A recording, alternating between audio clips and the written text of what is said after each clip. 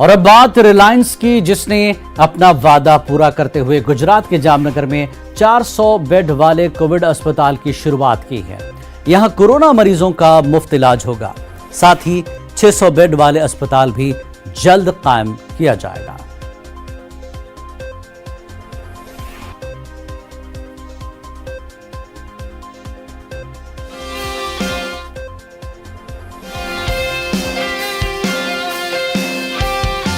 Corona की विषम परिस्थिति में गुजरात के जामनगर में 1000 बेड का कोविड अस्पताल बनाने की रिलायंस फाउंडेशन ने जो जाहिरात की थी, उसके तहत ही जामनगर के डेंटल कैंपस में 400 बेड का Covid care centre Reliance foundation ने शुरू कर दिया गया है। खास करके आज सीएम विजय रूपाणी ने यहाँ का जो कोविड केयर सेंटर है उसका वर्चुअल माध्यम से लोकार्पण भी कर दिया है। खास करके बात की जाए, यहाँ जो सौराष्ट्र भर से जो मरीज आ रहे हैं, ये मरीज को सारवार के लिए ऑक्सीजन भी मुहैया कराया जा रहा है। दूसरी तरफ बात की जाए, सभी तरह के यहाँ के डॉक्टर और पैरामेडिकल स्टाफ भी भर्ती कर लिए गए हैं और यहाँ आज जो मरीज आने वाले हैं, मरीज को सारवार भी शुरू कर दी गई है। किंजल कारसरिया, न्यूज़ 18, जामनगर, गुजरात।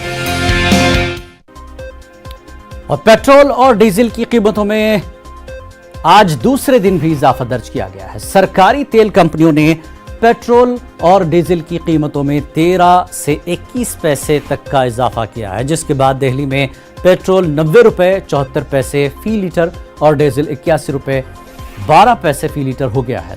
अगर मुंबई की बात करें तो पेट्रोल की कीमत 97 रुपए, डीजल 88 रुपए से तजावुज कर गई है।